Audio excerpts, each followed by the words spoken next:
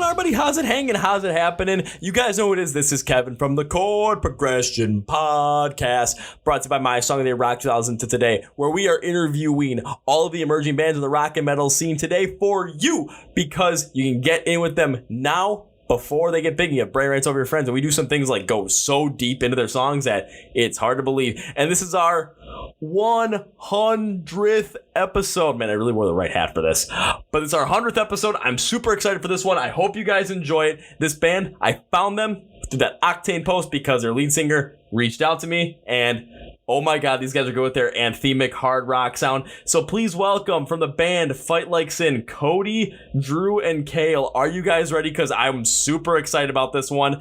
Get ready for Fight Like Sin. Let's go!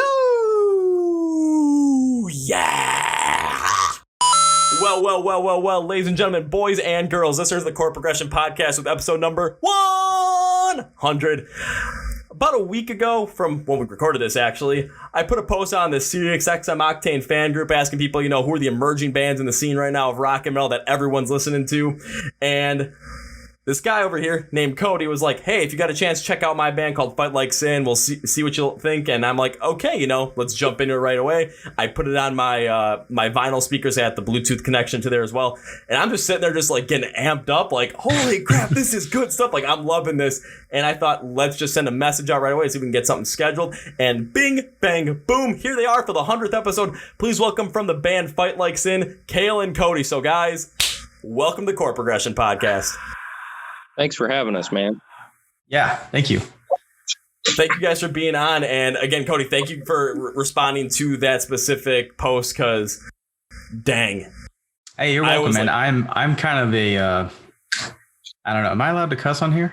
Oh, absolutely. Okay. I'm a bit of a whore on that page because like people will go on there and they'll be like today someone was saying like, hey guys, I discovered like Breaking Benjamin and 3 Days Grace or something like that on Octane. What bands have you discovered? And I'm like, hey, that's great that you like those bands. If you like those bands, you would love my band. We are not on Octane, but maybe with your help, we could get there one day. And then I just kind of posted a link to our stuff. And, that's how I try to get people to discover us. Cause like it takes money to get on Octane. It takes support to get on Octane, and, we're a relatively small band. So, we got to get our name out there any way we can.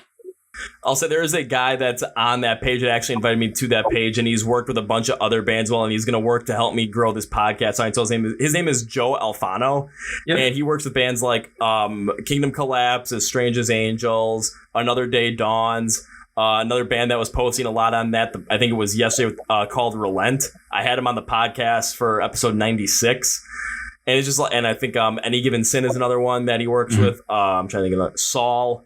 So it's just like I've seen what this guy does. So if you're curious about like trying to like get that support, get on Octane, just send him a message on Facebook or something. Just start talking to him, because I've seen the work that he's done. And if you guys were on Octane, like in the middle of July, Uprise by Kingdom Collapse was the most played song for 2 straight weeks. And it was a lot due to the fan page that not only the band but set up for it, but like that he helps with as well, and just galvanizing the fans for support, just constantly asking for requests on Instagram, on Twitter, just constantly sending messages like, hey, play Uprise. And I mean, it peaked for 2 straight weeks. So I've seen it work. Yeah, I've actually spoken with Joe. We are potentially going to work together in the future. I know he's mentioned possibly having us on as one of the featured bands on the fan page there. Eventually, I think we're kind of more targeting when we had some newer, like heavier music coming out. Because right now with all the Cicada stuff, it's not exactly what would be played on Octane. So yeah, Joe's a great guy. Hopefully we get to work with him sometime soon. I hope so too, just because again, I've seen what he can do, and I do understand what you're talking about with the Cicada stuff. However, I mean, given the fact that of what your sound is and what I've heard from it, especially diving deep into it, yeah, you guys definitely have a sound that fits perfectly for that Octane crowd, especially more of a hard rock sense. Yeah, for sure. I feel like we kind of dance on that line of like rock and metal. We're not really, too far one way or the other. We kind of ride that line where it's like we don't do a ton of screaming or anything like that, but we've got really like low tuned heavy guitars, and hopefully it makes people bounce a little bit. And I think that's the Octane crowd right there. Yeah, it's kind of like that alt metal style where it's a little it can be metal, but it's also like that mix, like you said, hard rock metal at the same time as well, and also gets people going. And especially because I think when I was thinking about categorizing that sound, I'm like thinking it's definitely more like modern hard rock with a very anthemic quality to it, but also has that bit of metal here and there. So I can see where the alternative metal vibe really comes from. And then taking a look at what you guys had for your influences, I mean, I looked and saw 3 bands on there. And I'm like, okay, I made like a top 10 list for like my favorite top 10 favorite bands like as of 2020, and 2 of the 3 were on there, and then the other one was an honorable mention. So I'm like, yeah, this is definitely my kind of style. Right on. Who are the bands? I don't even know. The 2 that I put on the top 10 list were Breaking Benjamin and Skillet, and then the one that was on the honorable mentions, but it's still one of my favorite bands, is 3 Days Grace, especially the Adam Gontier era of 3 Days Grace. Yeah. So like when I put that stuff on there, it's like, yeah, I guess we could be influenced by that genre. That's kind of the lane we try to stay in. But those are mostly just like feedback for like, hey, we think you guys kind of sound like these guys. So it's more like, if you like these bands, maybe you'll like us kind of thing. And I do like all those bands. I saw Skillet just around this time last summer with Seven Dust. That was an awesome show. I've never seen 3 Days Grace or Breaking Ben live, but would love to though. And I always put 3 Days Grace out there because people tell me that I kind of sound like Adam in some of the songs, I guess. So when we go deeper into the music as well, especially some of the songs, I will say I did get a little bit of that Adam Gontier feel in your vocals as well, so I can easily see the comparison. But when it came to really figuring out the sound that you guys have for Fight Like Sin, what are the influences of music that you guys have specifically for yourselves? Because I always like to do a deep dive into that to see kind of where each member's music stylings kind of come together, and then basically you get an idea of how the music is formed and where you can see subtle differences. And like, okay, this one's this way, this one's the other way, but you never know. And it looks like we might have another attendant here. Okay. And it's Drew this time. So, oh man, Drew's joining. This will be good. Hopefully he knows that it has video attached. Alrighty, let's see what happens. Well, it looks like, dude, we are not wearing the same shirt. Are you guys wearing the same shirt? We are wearing the same shirt. No. And he didn't connect audio either. What the heck? Got so many. I got him so on many video, choices in my closet for shirts, but we picked the same one. Oh my god! Yeah, I have him connected on video, but I do not have him connected on audio. Like, I think it's the same problem we had with him already. He's trying to connect to audio again, and when he comes on, should I have him? Oh, looks like I got some kind of audio, but it is currently muted at the moment. So, all right, we Drew, got that. Unmute yourself. Yeah, Drew, if you could unmute yourself. All right, Drew, can you hear me? We got him. Yes. Yeah. There he is. Hey, did I tell you that I was wearing this shirt? Or did you see me? Are you spying on me? Because this is hilarious right now. Back up, man. So shout out to our boys in the Funeral Portrait. Yep. We played a show with those guys in Islander. When was that? Early this November, year? I think. January? Or no, it was November? Last year. Yeah, it was like November. Remember. The last show no, that wasn't the last show we played. Like, was it? Second No, one? we played in February too. Oh, yeah. Yeah, up in Anyway, it was one of the last shows we played. We played with Funeral Portrait and Islander. Funeral Portrait's from Georgia, I believe. And they are also some boys that have been on Octane. Cool dudes. Nice. I might take this as a sign where if I've got 2 guys from one band wearing their shirt on a podcast, then I feel like I should try and get them on the podcast as well. Yeah. Sure. Reach out to Lee. He's a good dude. I will. And then when it comes to Drew coming in a little bit later, should we give him some shit for that one or make him? Alrighty. Well, Drew, then because you came in late, what I want you to do for me right now is you got to give yourself an intro. So I want to know what your name is, what you do in the band, and then we're going to go like old, like middle school, high school kind of thing. Like, and one wacky fun fact about yourself. And I mean, it can be as wacky as possible. Like, I've heard, let's see, you have a famous Instagram cat, Twitter cat. Or I've heard someone give me a whole band gave me their Tinder bios before as their wacky fact. That was interesting. So Yikes. whatever you want to go, Drew, I'll let you go for it. My name is Drew Lewigs. I am just the bass player. I tend to sing some harmonies, and I sing harmonies in every freaking song that we play. I hit the high notes. Sometimes I hit the high notes that Cody can't hit. Wacky fact. Shit, man. Put him on the spot. I enjoy a fresh fade. It does. I wish I could pull it up and find it. So if you can't tell, my hair is curly, and for a good portion of my life, I rocked a massive, and I mean massive, afro. Yes. Just huge. I think you should bring it back. You and a lot of other people, but I disagree. I disagree for sure. I have to disagree too. Sorry, Drew. Thanks. So that sounds like one of my best friends from college. He always had that curly afro, no matter what. Now he's kind of got that like same like length hair that you do on the top, but it's more all around. He doesn't have the fade going on, so it's just like it's kind of funny to think about that. But it's just I still remember like the 3.5 years I was with him in college. It was just it was poof. They called him poof for a reason. There you go. Yep. Yeah. It got out of control for a while. Like I used to be able to pull it down like from the front of my head. I used to pull it down to my chin, like just unreal.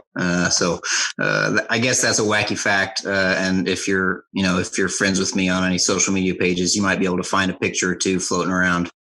I'm gonna have to go deep dive for that picture and just put it over yours right now just to have fun with it. But you should have kept that hair that long, especially this year, because if you could have pulled it over your chin, you got yourself a face mask right there, perfect for the coronavirus. Right. All right, but jump back into what we were talking about just beforehand. So I want to hear from you guys, like when you guys were growing up, what kind of music were you listening to? What kind of music did you guys really get into that helped formulate your musical identity and formulate the sound for Fight Like Sin? I'll say, for me as a bass player, somebody that I really derived a lot of, sound wise and some techniques, would be, Ryan Martini, who was the bass player for Mudvayne.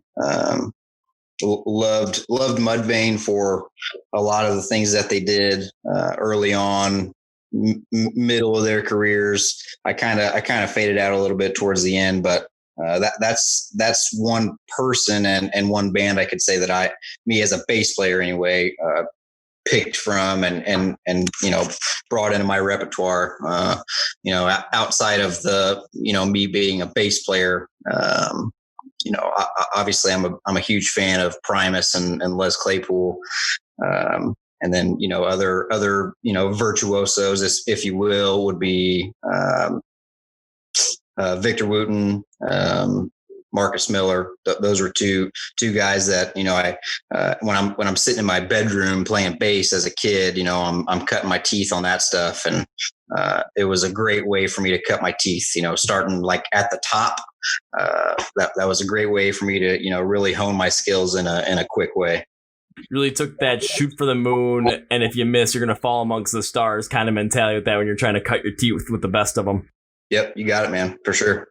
And one thing that I love that you said was like when you're talking about different bands that you were influenced by, when you talk about Primus as well, due to the fact that yesterday I was on a live stream with a bunch of people and we were talking about different music just because that's normally what we do. And then also we're roasting each other, talking or giving dark humor jokes, just, normal stuff. But we were talking about the fact that Nickelback came out with the cover of like The Devil Went Down in Georgia, and we were like, no one can do it outside the Charlie Daniels band. I'm like, well, check out this. And I just started playing it. I played the Primus version of it, and I had the music video going on. Everyone's like, what the heck is it? Like, I was watching this when I was like 10 or 11 because I thought the music video, the claymation, was the coolest thing ever. Mm-hmm. Yep, good stuff, man, for sure. Seeing a claymation Dental playing a golden fiddle, and then a little kid that's just like, huh? And then all of a sudden just goes nuts on the fiddle. It's like, oh yeah, this is good stuff. Yep. Yeah, they were certainly outside the box for sure. Can appreciate them for that. And there's not outside of Rush and maybe some.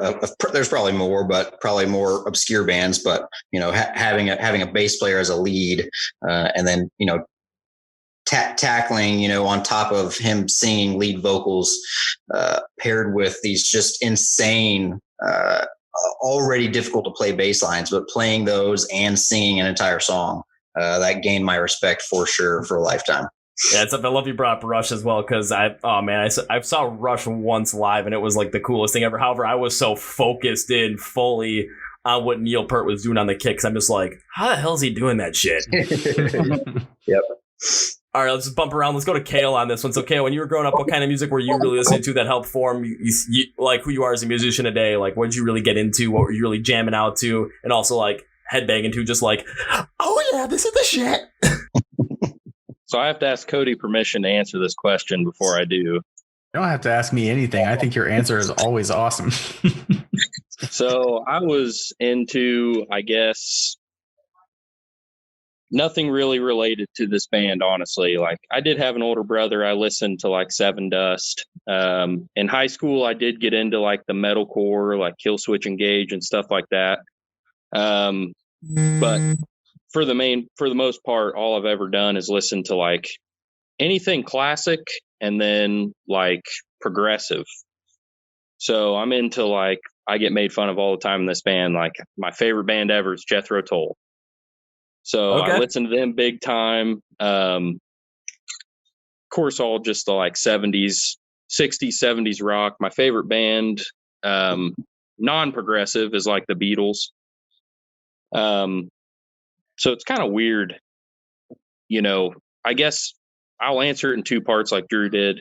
As a guitar player, I was into that style. A lot of great playing from back then. But I guess related to this band, number one would have to be like Seven Dust. I don't know. I can't even remember the bands I used to listen to back then, but it's like you're really focusing on, like, especially with Seven Dust, what Clint Lowry was doing on the guitar. Yeah. Those guys are awesome. I really like the vocals too in that band. I feel like that set them apart from a lot of the, some would say, new metal. I feel like there were so many bands that sounded alike, you know, and then they kind of stood out to me, and I always really liked them. But me personally, it's always been that old weird stuff that nobody knows about.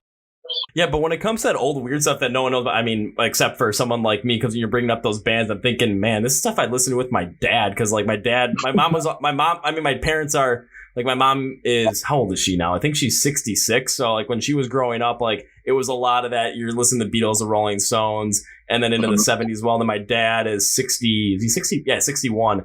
I mean, he was more into like the 70s and 80s kind of style. But hearing those bands as well, just you bringing them up, kind of having a little bit more of a nostalgia trip as well in my head.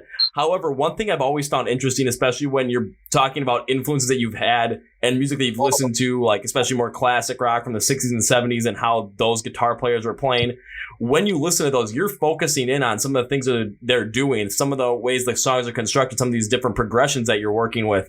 So when you're listening to it, you're picking up on some of these things. Then when it comes to the writing process, you might be able to put something in a song for Fight Like Sin where, you know, maybe that style doesn't necessarily resonate with what you guys are trying to do. However, there could be something in there where all of a sudden you're going to say, hey, let's put this in here and see if this works. And on paper, you're looking, you might be like, what the hell? This ain't going to work. What are you talking about? But then you actually play it out in the song and you're thinking, holy shit, this actually works. Sure. I agree. I don't know how the other guys think, but I'd like to think what I can bring is maybe something just a little different. You know, like I kind of think of things a little differently. So. Yes, you do. And that's also good too, because then you don't have that constant like echo chamber going around where it's like everyone kind of just likes the same thing. And it's like, okay, we're going to stick with this one thing and that's it. And we're not deviating from that. Right. Oh yeah. And I, you know, I don't think that I have to say this, but you know, the only reason that we quote unquote make fun of you, Kale, is because it's just different. You know, none of us listen to it. It's not that I haven't listened to obviously the Beatles or Jethro Tull, but you know, probably more of a jab at the rest of us is, you know, I think the three of us probably deviate less, and we listen to the same shit over and over again. So I think it's just, it's easier for us to say, oh, let's look at Kale, listen to Jethro Tull, jamming out, playing air drums to Velvet Green or whatever the hell it's called. So here's what, right, bud. I'm proud of it. Here's why I think it's so hilarious that you listen to what you listen to. I'm going to rewind this about it's almost been a year now, maybe, since you've been in the band? Over a year, yeah. Okay. So we had a need for a guitarist, and Kale came up in my head because I knew Kale indirectly through a friend of mine who played in a band called Ursa Minor. Kale was the guitarist in Ursa Minor, which was this super heavy, post-hardcore, blood curdling screams and just these massive breakdowns. He was a heavy guitarist who did these really I don't know, these dark rituals and shit on stage. And I was like, this kid he may be too metal for this band, but I'm going to see if he wants to play in this band.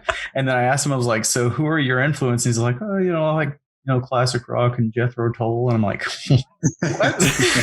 So I just had him pegged all wrong. And so when I think about Kale, my perception of him when he was in Ursa Minor, I was just totally wrong. And I'm like, do you want to play in this band then? Because we're not Jethro Tull, but we're not, the same metal that you're used to either. And he's like, oh man, I dig it. I like it. I'll play. So it's just funny because, it just goes to show you, man, you can't judge a book by its cover. You just never know what someone's, might be also into as well as what they play. So yeah, I don't listen to just, metal or rock. My Spotify playlist is just kind of crazy. It's all over the place, but I can admit that Jethro Tull is not in it though. Although better at it, man. What's that? Said you better add it. I know. I'm missing out.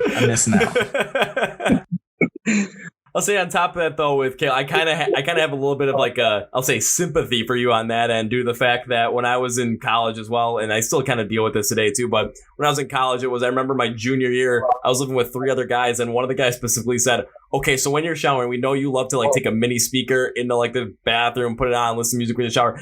Please, please, please just don't blast Rise Against all the time. I'm like, what the hell, man? You guys are playing all you guys are doing are playing Kendrick Lamar in that, but it's no, you guys are no, we don't want to hear Rise Against. And then we'd have thrown parties in our apartment, and all of a sudden we're drinking, having a good time. They're playing whatever the hell was popular at the time, Kendrick and the Fetty Wap, as I don't even remember anymore what it was. This was 5 years ago now. But all of a sudden, it's the music would stop, and all of a sudden, everyone would look over the computer. And if I was there, it was Kevin, what the hell are you doing? All of a sudden, you hit play, and next thing you hear is Hollywood Undead, just because I think I'm this is awesome. Or I play 3 Days Grace or Rise Against or Breaking Benjamin. And they're no, Kevin, turn it off now. I'm just no, I don't want to, man. Don't want to. We're not doing this. And then also weird in the bars too when I'm requesting them playing something that totally doesn't make sense for them because they're playing Katy Perry or whatever's popular today. I don't freaking know anymore. But I'm can you guys play some Seven Dust or play Falling in Reverse? Yeah, it's a good idea. Escape the Fate. Let's go with that. And all of a sudden it's what the hell are you talking about, dude? I'm just thinking, oh, as I'm sitting there a Tool T-shirt or Avenged Sevenfold. I'm come on, man, just throw me a bone here. Yeah, I personally enjoy, if I'm at a bar and there's a Touch Tunes jukebox, everybody's playing rap. I love popping on some Beartooth and watching everybody just look disgusted all of a sudden. I love doing that. I did that once at my brother's bar because he manages a bar on Regent Street in Madison, Wisconsin. That's the main strip for the University of Wisconsin. And they're always playing that stuff. And he loves, there was one time I went in there and I was in later in the day because I was going to see, this was earlier this year because I was going to see The Word Alive, Escape the Fate, and Falling in Reverse. But I was staying at his bar for a little bit beforehand and all this, just chill, relax, hang out with them.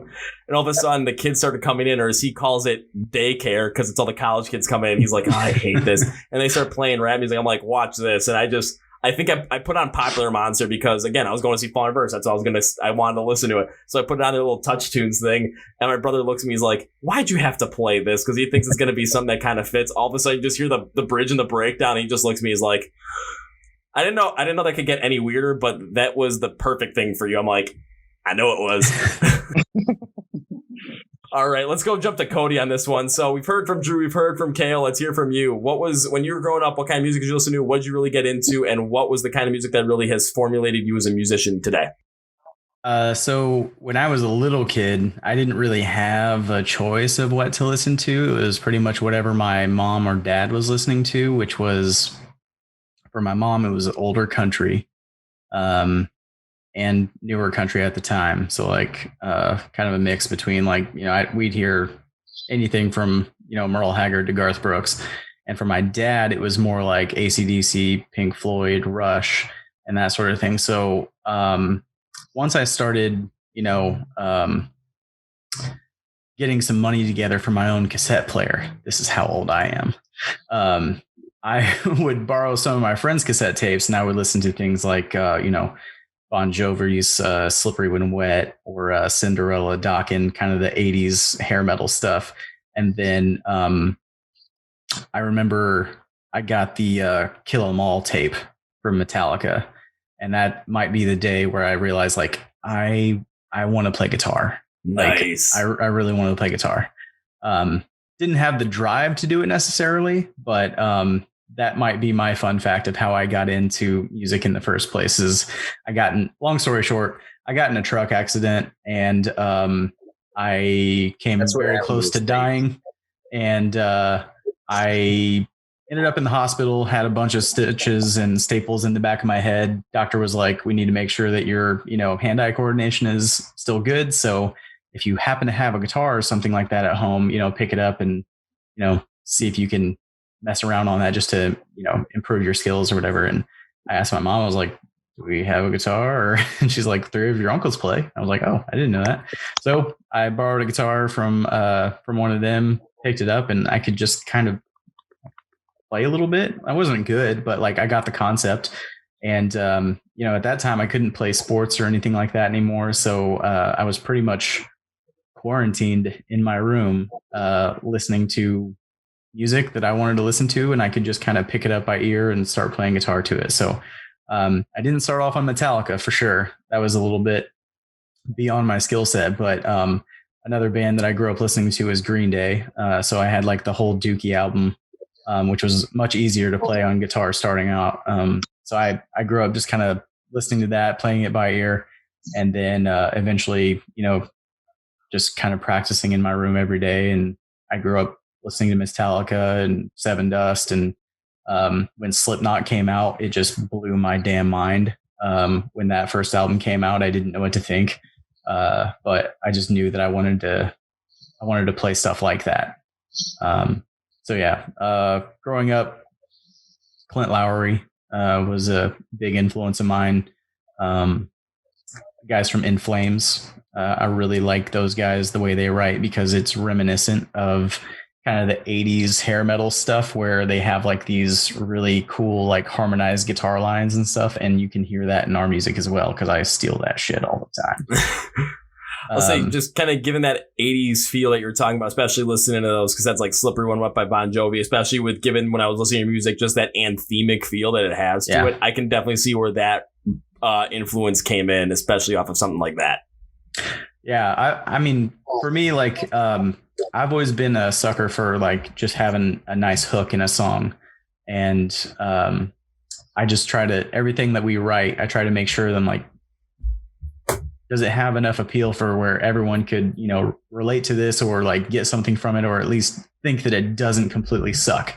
So yeah, I would say like anthemic might be the right choice of words for that, to where like, hopefully everyone can get behind it, and there's a little bit of something in it for everyone. Oh, easily. And kind of just to add on to that as well, because I still remember the night when I posted on that SiriusXM Octane fan page, and then everyone was sending me a bunch of stuff and a bunch of different bands to listen to, a bunch of different bands to check out as well. Even though I've heard of a good amount of them, it's like, okay, let's dive deeper into them. And then as I was going through the list, I mean, I was just like getting amped up like crazy. And then all of a sudden, when you posted on there, like, hey, check us out, and I put your music on, had on the speakers, just that anthemic feel, like it just amplified that feeling of like, let's go do this even more. And it was just, I'm like, holy shit, let's go. And then I like messaged you about probably like 6 or 7 minutes later, after I was kind of like a little bit calmer, even though I was still going like, whoa. Nice, man. I was jumping around. I mean, I probably pissed off my landlord downstairs due to the fact that I was jumping around so much, but what are you gonna do? It was Friday. Hey, if the music moves you, whatever. Plus, there was one time I was like walking outside or something, because she has like a 16 or 17-year-old son. He walked out wearing a Led Zeppelin t-shirt. I had an Avenged Sevenfold t-shirt on. We just looked at each other. It was the only time we've ever spoken to each other. Because I've lived here for about almost 4 months. We looked at each other, just said, nice. And that was it. Sweet. Nice. It's like, that's how you just part ways. It's just like, okay, we get it. Yeah, fellow metalhead. I got you. No, I've gotten one time where they complained that I was too loud. I'm like, but it's metal, man. Can't listen to it softly. Yeah, if you listen to it softly, you're doing something wrong. And even like when I'm at my full-time job, there's a lot of times where I'm on a call and all of a sudden I get a question, okay, what are you listening to now? Because they're always hearing something. I'm like, oh, let's see what we got on tonight. Just listen to some Anti-Flag. It's like, is that why it sounds angry? I'm like, yeah. It's angry punk rock. That's how it's supposed to be. Or if I put on Beartooth, it's just a whole... Every time I put on Beartooth now, there's like a joke about it where it's like, Kevin's probably like bouncing off the wall or something. I'm like, I probably need to go to a mosh pit, like start the one-man mosh pit in the little room that I'm working in. And then I'll probably put a hole in the wall or something with my head. It'll happen. Eventually. I mean, that's one thing I miss about concerts too. It's just like, oh man, it's been too long. You hit somebody. I mean, I hear they're still happening, but I don't know. I'm not brave enough to go to one that's happening around here. I just learned this morning that I'm negative for the Rona, so happy about that news. Nice. Yeah, I've seen one since the whole entire shutdown thing happened. That was up in Green Bay, Wisconsin, because the girls from Gold Frankenstein or GFM, they were playing up there, and I was supposed to see them 3 times this year, and I'm just like, well, I said I was going to see him 3 times, and now I get a chance to see him at least once. Okay, let's go give it a shot. And it was fun. And then I know a couple of weeks, 2 bands I've had on here, Relent and The Protest. They're playing a show up in like northern Wisconsin somewhere. I'm like, you guys are playing on a Tuesday? Oh, but I got to work. Wait, I have that whole week off from my full-time job. Yes. Like, perfect timing. Here we go. So you live in Madison? I live in Milwaukee. Oh, okay. I've played in Milwaukee. That's a cool place. I was going to say, because you mentioned Madison, it's like one of my favorite places to go, even though it's like cold as shit. But like, I'll have to go up there from time to time for work related business. But like, I will say that is one of the cooler music scenes that I've ever witnessed. I'll just be like walking around downtown Madison, and like, I remember I had dinner and I walked down the street. I came across this place called the Orpheum Theater. Mm-hmm. And went and saw Clutch that night. And I was like, this is awesome. I left that show, and then playing down the street, I ran into Jamie Josta from Haybreed. He was playing some bar right there too, and he was just hanging outside. And I was like, holy shit. Like, and every place was packed full of people who loved rock and metal. And I was like, man, we need to get up here sometime because this is pretty cool. Yeah, it sounds like it'd be, you're probably on State Street for that, especially because yeah. I know for me, it's just like the times I spent on State Street, they've all been kind of a drunken blur, most because it was during Halloween, during Madison's Freak Fest. Even though I didn't go to Madison, I went to the University of Minnesota, but my brother went to University of Wisconsin. So when he was there, I'd always go down for Halloween. I only went down twice because the first 2 years, the third year, Minnesota was playing Michigan at home on Halloween nights. I'm like, that was a big game, so I wasn't missing that. And the last year, I'm like, well, I've never done a Halloween up here, so... Plus, then my brother he was in a weird relationship at that time, so I was like, I didn't want to go anywhere near that. Yeah, but yeah, Madison's a cool scene, especially for music as well, because I know they built this venue like a year or two, I think 2 years ago. It's in like the it's like in an office, like the bottom floor or two of an office building. It's called the Sylvie. And I've seen 2 shows there. It was that Falling in Reverse show I was talking about. And then I saw Atreyu and Motionless in White. And it's like they have the pit, like they have like the standing room only, like the floor. They have it dug in a little bit. And then you kind of can get in there. You walk up the stairs. You're kind of in like this little, like, I don't know, like, what do they call it? Like, I can't even think of, like, mezzanine. I don't even know what it is. But they have a bunch of bars up there too. And like two bars on each side, and then there's the long one in the middle, so people can go hang out there.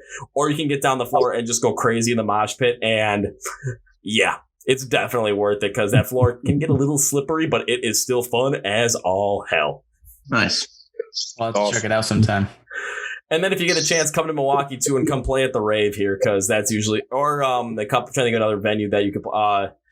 There's one in a little smaller little like suburb called Cudahy. It's called X-Ray Arcade. I was supposed to go see a show there with Thousand Below and Bad Omens, but it was going to be on March 15th, and that's when everything started shutting down. I'm just like, oh man.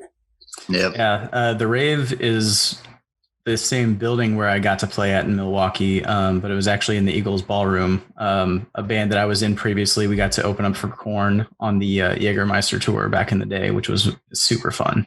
Oh, you got to play in the ballroom? Holy crap. Yeah, it was awesome. I didn't completely shit myself when I saw all the people out there, but it was definitely the biggest crowd I've ever played to. It was a lot of fun.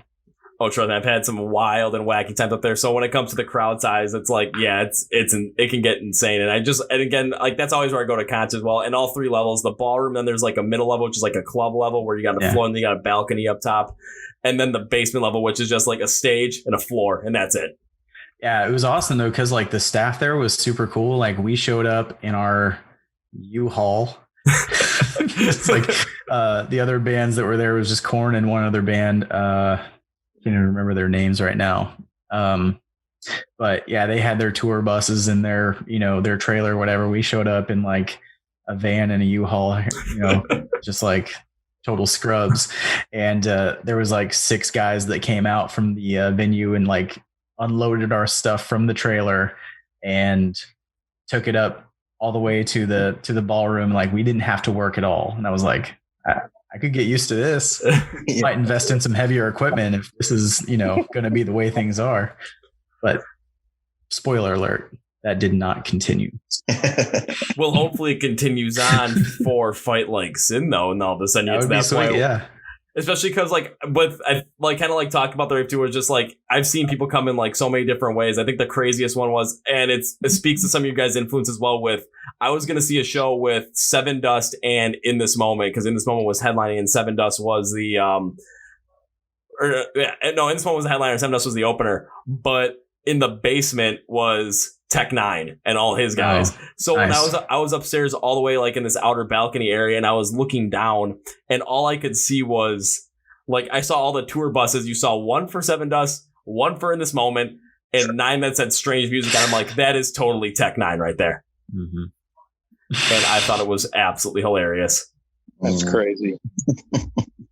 But how about this? Enough with all this other music, because we're here for you guys with Fight Like Sin. How about we dive into some of your music and really get into it? And so basically, so the fans can be like, alrighty, we're going to get some good stuff out of these songs. So yeah, let's do it. Alrighty, so first one I want to start out with that I really did a deep dive in was, as of right now, as I'm pulling up Spotify to make sure it is your most played one on Spotify with over 1,100,000 streams, closing on 1,200,000, and that is Nightmare. So when it came to this song specifically, what was the inspiration behind writing it, and was there like not only the meaning wise, but also the musical stylings of it?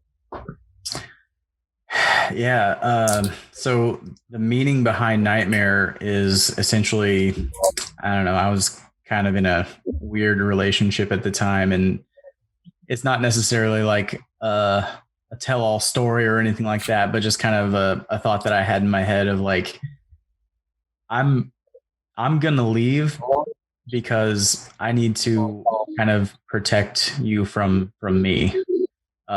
Like this isn't gonna go well, and we need to sort things out on our own. So the meaning is a little bit, kind of like save you from me kind of thing. It's nothing terribly deep or anything like that, but it's mostly like relationship based. Yeah, don't really talk about that subject much anymore because I'm living the married life, and I might get I might get some crap for putting some stuff out like that. But like, yeah, no, I was just thinking about an older relationship. I'm not talking about you, babe. It's just our number one song, honey. About somebody else. No big deal. But no, like, I guess music wise, I just remember I told Tim one day, I didn't write the lyrics ahead of time. We were just at practice one day, and Tim was like, "You want to write a song?" And I was like, "Yeah, let's write a song." And I was like, "Just play something on drums." And he kind of did this like, just this basic, drum pattern. And that's kind of what spawned the verse, which is that more rhythmic guitar that comes in with like the harmony halfway in. And that was the first thing that was ever written for it. And then just kind of built the song around that. And I don't know, those were the beginning days of the band. And, we didn't end up really tracking it until the second EP, but it was one of the first batches of songs, or at least song ideas that we had. We just had to kind of get it figured out. And I remember listening to the original demo of that song when we went in to cut it in the studio. It sounds nothing like what it sounds like today. So we definitely had some help from, the producer to really kind of figure out what we wanted to do and make it what it is. And people heard that song on YouTube for the most part. I remember Drew reaching out to a channel called Montage Rock. And I think, I don't know, Drew, was that the first song that they played from us on there? I can't remember if it was the first, but it was definitely the most popular. And then we would see these kids making, are you familiar with Nightcore? Do you know what that is? Nightcore? Yeah, check it out sometime. It's basically our songs on heroin or speed, or take your pick. Basically, yeah, they take the song and they speed it up by like, I don't know, 3 or 4, something like that, basically, so that I sound like a chipmunk. It's the fastest speed available. Yeah. So it's really strange, but apparently there's a huge scene out there for it, because some of our most popular videos, if you search for our Fight Like Sin on YouTube, you'll see like all these different like Nightcore versions of our songs, and like they have hundreds and thousands of views, and it's just crazy. But like, we got a bunch of kids like putting our songs to anime and things like that. And one of the, I guess, things that we did early on that was something that allowed fans to kind of come to us was through that we didn't monetize our music on YouTube so that people could use it in their videos. So, you could hear us in the background of like a Call of Duty clip or in anime, or sped up 20 times to where that we sound like chipmunks when we sing. But I don't really care about that. All I care is that people are listening to us and they know who we are and, where they can find our music normally. So it's all about just connecting with people and getting heard right now. And when it comes down to that, I actually really like that move by you guys to, when it comes to like, okay, we want to monetize it at some point, but right now it's, as people are really getting into this, they're making these sped up versions where you sound like Alvin Chipmunks, just like, and if they're enjoying it too, but the other thing too is when they're listening to it for the first time and they're making these videos, they have to listen to what it normally sounds like to put it together like this. So they're listening to it, and then all of a sudden you're being put under like other anime clips, Call of Duty clips.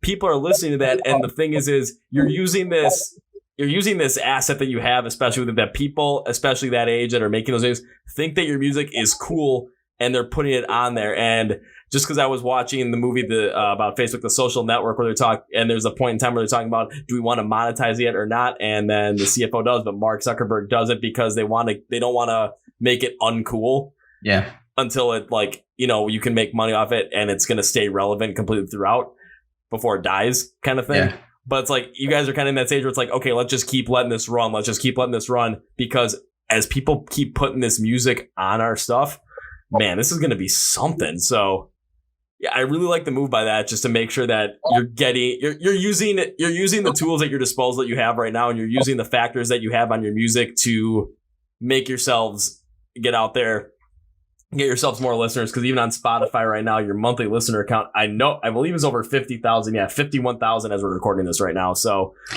yeah, there's definitely people listening to it for sure. Yeah, I just think it's important to be available. Like, you know, if you're just trying to make dollars and cents off everything, but you alienate a huge amount of people on the internet that can't hear you now because you've limited that to make $5 off your song. Like, is it worth it? I mean, if you make yourself available, that'll come back to you, tenfold. If you can, get people to like your band because they can listen to it everywhere. So that's kind of been our thing, is like, let's go where the people are at. Like, we're on TikTok. I don't use TikTok, but a lot of people do. And you can use our music as like your little background video thing on TikTok. And that's what's important to me, is that we're available everywhere you can listen to music. So you guys know who the guy Gary V is? You ever heard of him? I don't know who that is. I'll say, with you guys being on TikTok, and even though you guys really aren't on TikTok, but because your music is there and you guys are focusing on that as well, I mean, you guys are literally focusing in on what he's been talking about for like a year and a half now. So, I mean, Drew knows what I'm talking about with this, because kind of his whole entire kind of persona and all of his information he put out there was what helped me kind of launch all of this stuff and get in the mindset and the idea for it. So, but it's also about like just being where the attention is and focusing on, okay, where's the attention right now? What's the most popular thing right now? And how can we use it to the best of our ability, so that when people that are using it think that our stuff has that cool factor that they want to use. And again, the fact that you guys have this sound that a lot of people are making videos off of on YouTube with that Nightcore sound, putting over Call of Duty clips, over anime clips. I mean, those people are going to be on TikTok as well. And if they're going to notice that your songs are on there as well, bing, bang, boom.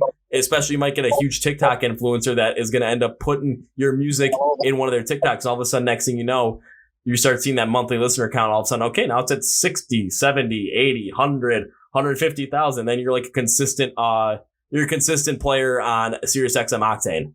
Yeah. That's the goal. I mean, like Cody said, make it readily available. The idea of, we went back and forth forever. Cody and I did on putting attention on YouTube, really actually trying to do anything on YouTube, and at the end of the day, it's like, behind Facebook, I think it's still the, second largest social media platform that exists. But the idea of, okay, we're going to start a YouTube and we're going to monetize everything and make money on it. Like, that's not how it works. You have to be so dedicated. I mean, it literally has to be your job, right? It has to be your job if you expect to make money on YouTube. Which we don't, as a whole, individually, as a whole, we don't have the time to make that happen. So the idea day jobs, trying to make money on YouTube when there's literally billions of people on the planet that put out videos every single day. We know we can't do that. So we know that, we're not going to be the most relevant. So why not make it accessible and, just have it out there, have it available, push it any way we can, and hopefully a shitload of people pick it up, man. Yeah, so you're using YouTube as the way you want to use it, as that way to just, you're not going to monetize it because you don't want to make it your day job just to be on YouTube the whole entire time, but you're using it to get your music out there, to get it to the people, to have people enjoy it and just be like, let's go.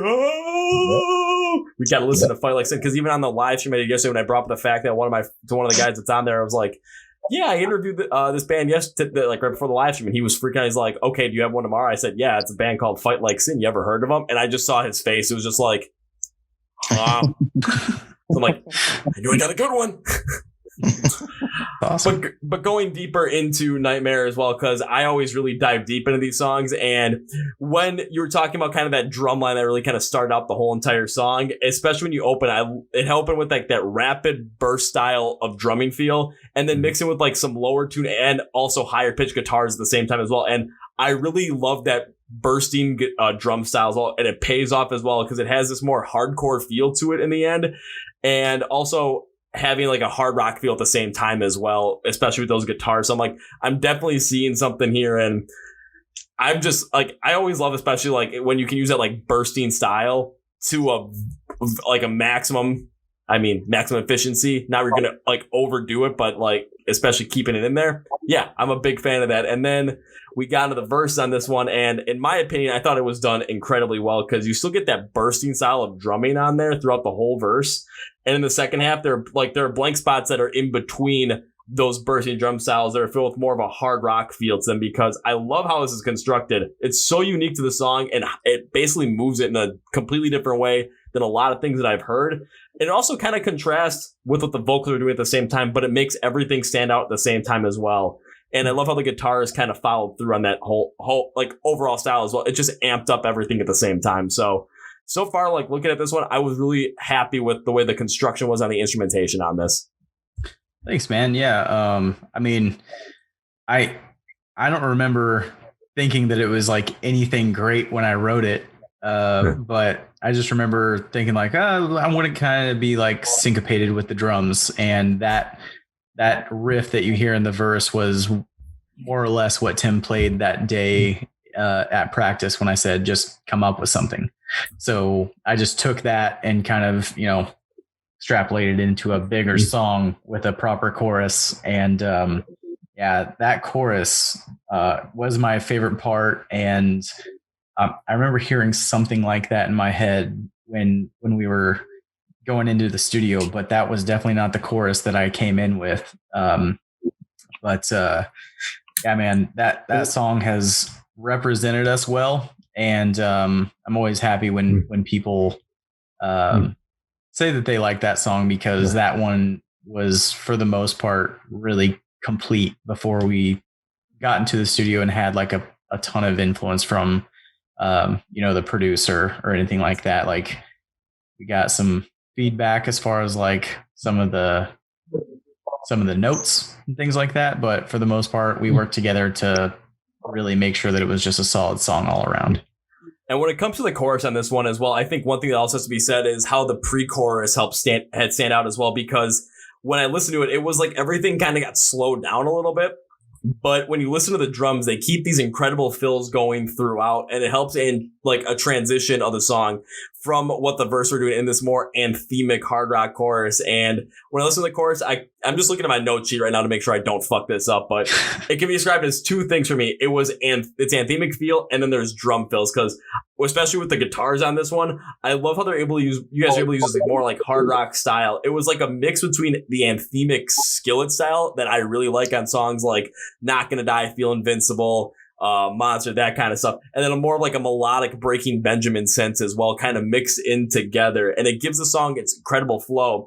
But the one other thing that really stuck out in this one in the chorus was the drum fills, especially because they give this certain diversity to this song, because they're everywhere on this. There's certain fills in every single spot, but the biggest thing is they never miss a mark in really working well with what the guitars are doing. So when it comes to the overall construction on Nightmare, I was like, this one's thrown me for an entire loop with all these contrasting styles, but my God, is everything working so well together in different pieces, all these transitions. The drumming fills are really working out well together. So I'm like, this is good stuff. I can definitely see why a lot of people are using this on those backdrops for YouTube videos, on those backdrops for Spotify video, or Spotify videos. Shit, I'm already missing. For TikTok videos.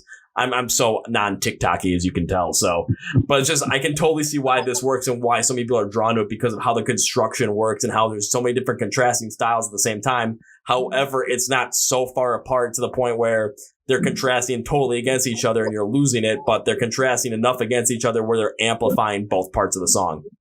Yeah, I mean, in the verse, you've got a really like syncopated, rhythmic guitar and drum line, and then the pre-chorus comes in and kind of breaks things down into a more loose feel, and you get that build up that some shit's about to go down, and then the chorus hits, and it's very 16th note driven guitars and just straightforward rock right there, and then it actually breaks down again in the chorus. So I mean, that song is kind of full of curveballs, honestly. Yeah, and it was like even taking a look at my little like overall kind of compilation. I'm like, this one threw me for an incredible loop, but it was awesome every step of the way through. And then even with like what your vocals were doing on this one, Cody, especially from what I heard in the verses, you take that like harder burst out the drumming was going with, and contrast against it with more of this like anthemic hard rock and drawn out style in the vocal. And in my opinion, I thought it was a really interesting move because it is a rather stark contrast against what the instrumentals are doing. And I'm not going to lie, in the past, I've seen other bands, I've seen other artists try and do something like this, and I've seen it gone wrong in the past.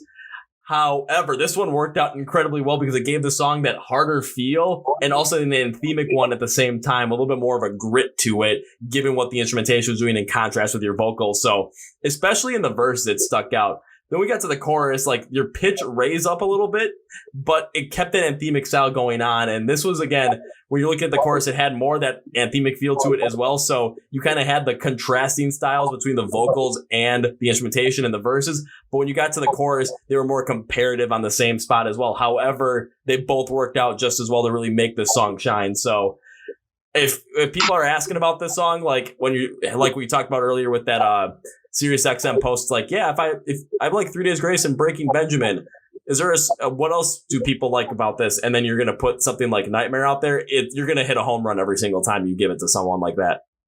Yeah, I think I don't know about you, Drew or Kale, but that was probably the most in-depth breakdown of that song that I've ever heard. So if anyone asks in the future, I'm just going to refer them to this podcast.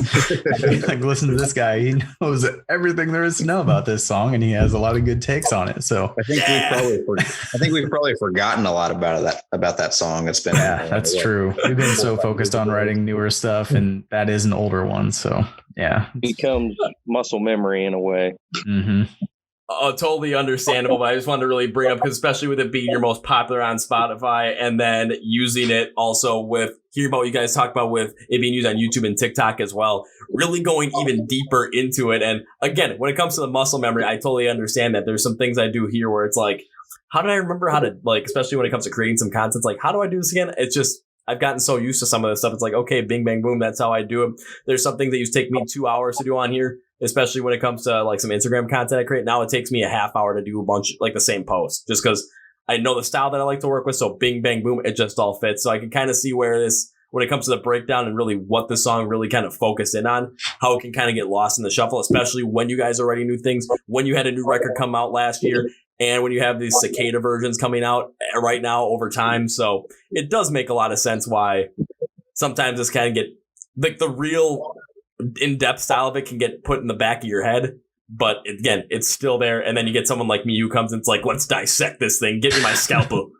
Yeah. That's awesome, man. I enjoyed that. Yeah, I can appreciate that for sure. Yeah. Are you guys freaked out if I say I got more? Bring it.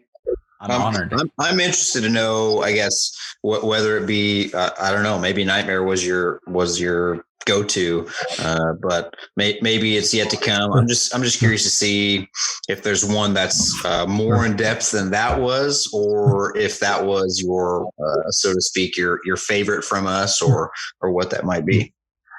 It actually wasn't my favorite from you guys. Not gonna lie. My favorite sucked. No, my favorite from you guys is your second most popular on Spotify off of your latest album. The song is Never Surrender.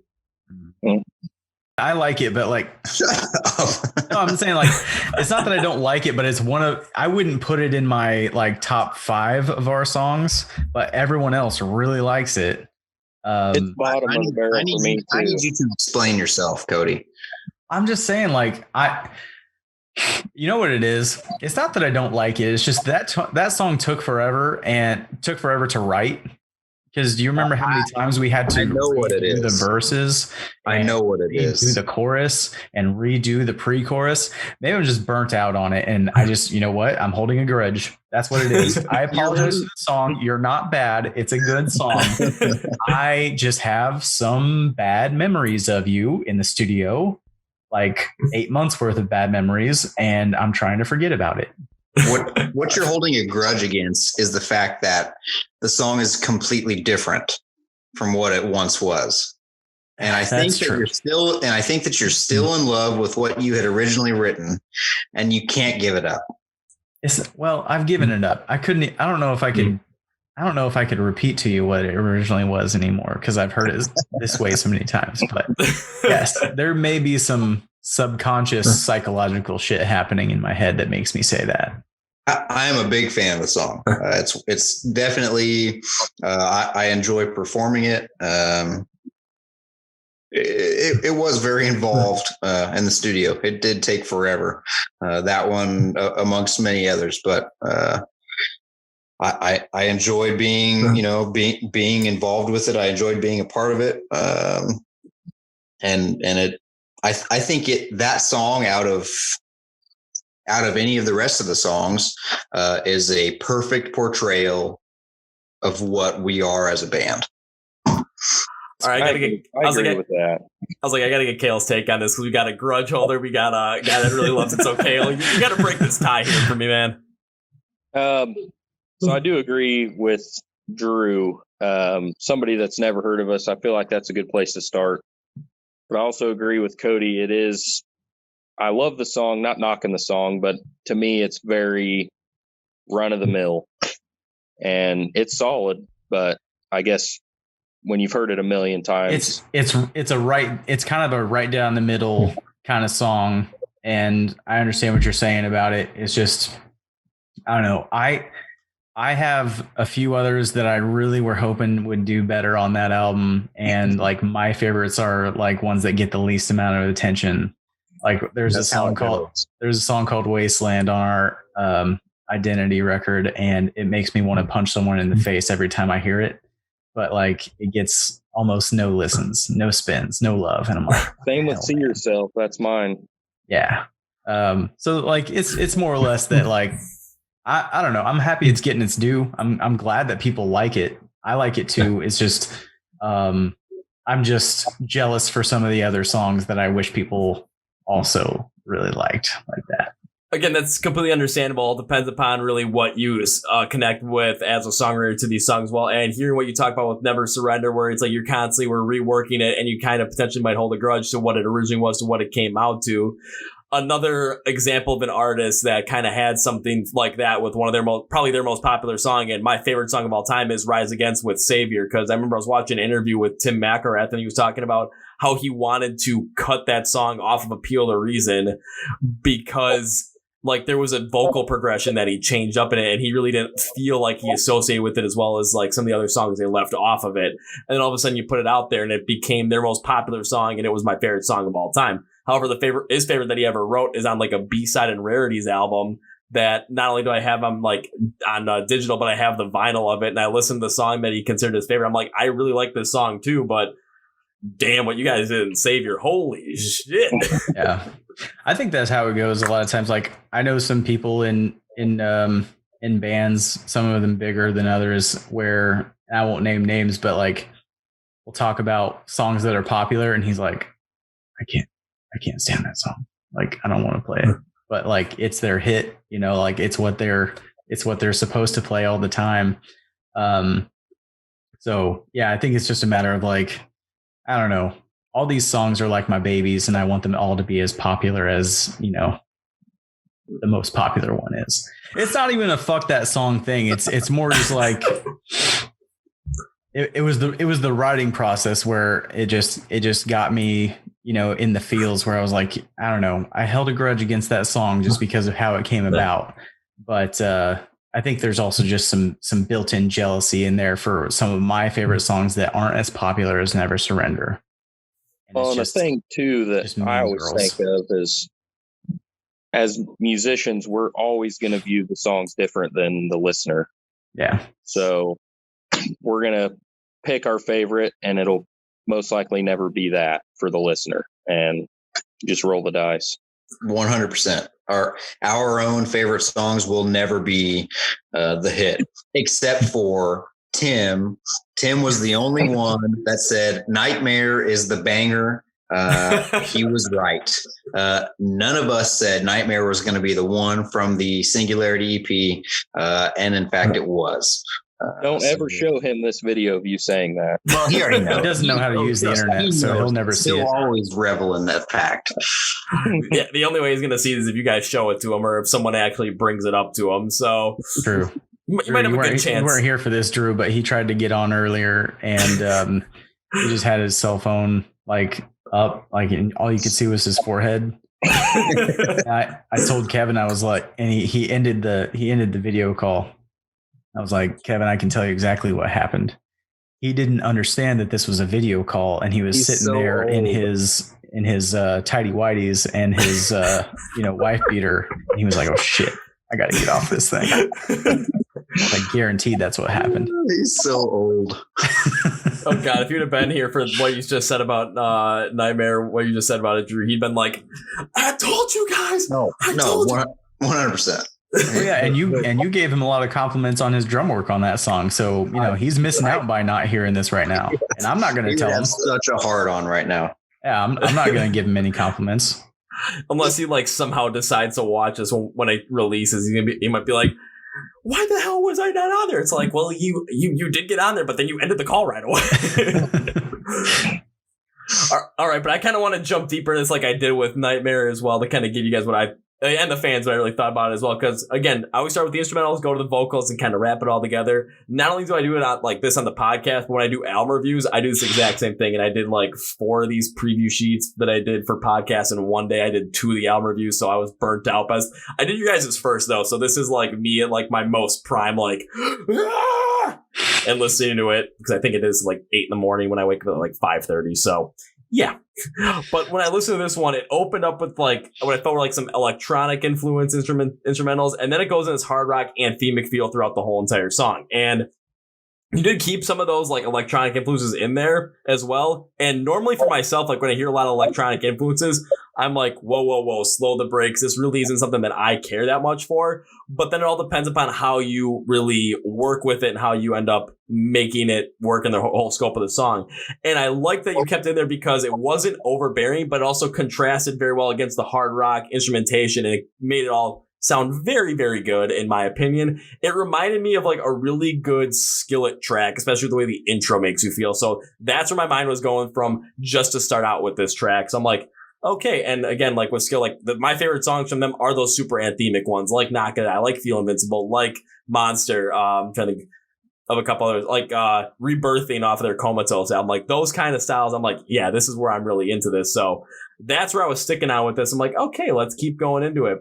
And then what I like about the verse is they play with more of that hard rock sound to it, and you had a lot more pace into it going on. And it reminded me, again, of that Skillet hard rock anthemic feel, but also had a certain feel of like a Papa Roach tune to it as well with that faster pace. And it really helped drive the song forward. And I really liked how this one was done because it kept the song hard with that rougher, down-tuned guitar style, and the drums really focusing on the snare, especially within the fills of it. And the pacing, it really got my blood pumping on this one. I was listening to this one before you guys jumped on the call. So that's why, well, I'm always energetic on these, but that's kind of the added energy to it. Yeah. So all right. Anyone else want to start off on this one, or you want me to go? Well, I would say as far as the electronic stuff goes in the intro, I was not a fan. That was 100% our producer, and I was not a fan. I've got notes. They might be hanging around somewhere in my phone or on the internet somewhere in a Dropbox file. But I remember I did not like the intro. I hated it. Why are you shit talking this song? I'm so uncool, dude. I hate it. It's our one of our most popular songs. Kevin loves it. I don't know why you just gotta drag it through the mud like this, saying that you don't like the intro. It was too much for me. But apparently, upwards of 500,000 people or so like it. So who the hell am I to say it sucked? And it's, obviously I've listened to it 500 times, and it's, it's second nature to me now, and I think it fits. But it was just so different. We had never really gone, I guess, that like electronic.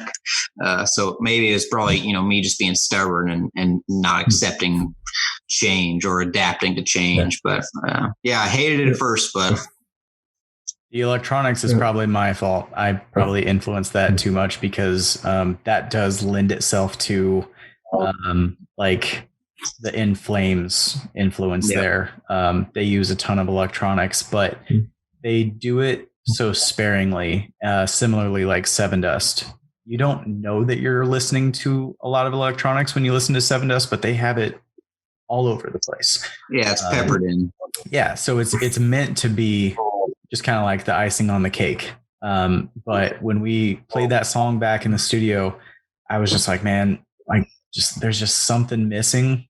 I don't know what it is, but like I didn't want to write, like 2 or 3 guitar lines to intro the song. I was just like, can we just do something with like, some sort of electronic in there, just a pad or something like that. And he just kind of came up with this little ditty on his MIDI keyboard or whatever. And I was like, works for me. And I think it sounds good. Drew, what do you think? I hate it. Okay. Yeah. So, I mean, but there's not a ton of electronics in that song. No. After that, that's pretty much the only portion that has like a super obvious electronic part in it. My favorite part from that song is actually the line that Kale gets to play in the verse. The little that's my favorite part of it. That's the groove in the verse to me, and I love that guitar riff.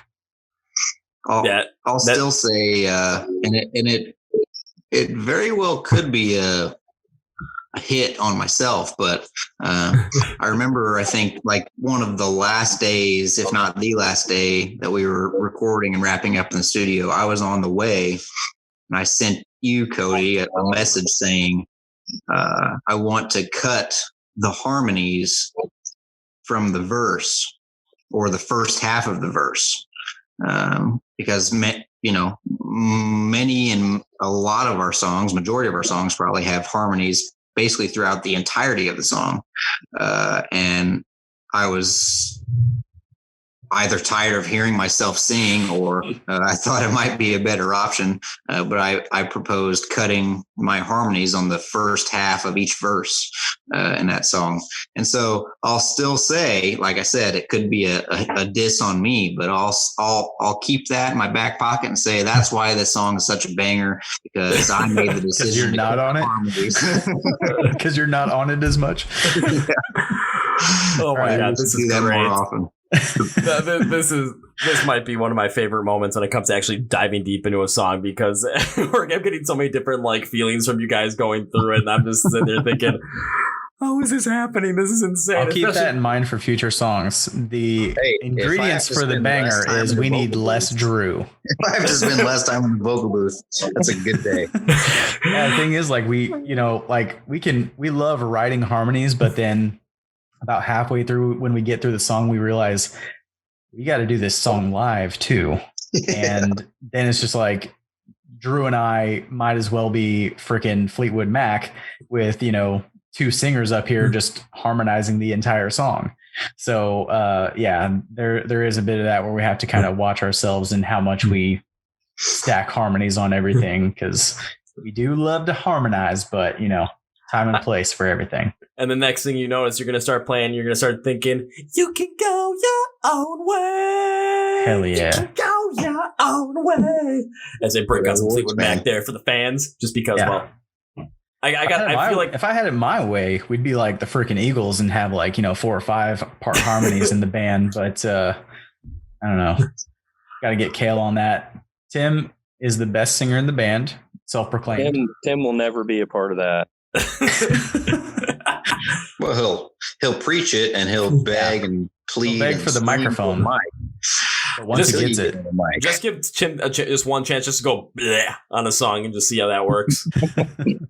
He would love it. Yeah, he would. All right, we'll jump back into Never Surrender, though. It's when I get going back into like the instrumentals. So we talk about the verses. We go to the pre-chorus on this one. Again, this is just going deep dive in for you guys and for the fans as well. The transitions it really transitions the chorus nicely, because you had these harder drums, but then with the strings, especially the guitar parts, they were more drawn out in a sense, because it allows this song to kind of transition into a chorus that is a little bit softer than what the verses had. And that chorus you guys had, what I thought about was it still hits with a lot of vigor and it still has that anthemic style to it, but you take out some of the pacing you had in the verses. And especially when I went through it, at first I'm like, oh, this really wasn't the thing I was expecting very much. But then as I was going through it, I'm like, okay, this makes sense why you put it in there. And the biggest reason why I liked its inclusion was because one thing I always see from other songs is like the verses are meant to be there to also let that chorus like shine and just really stick out.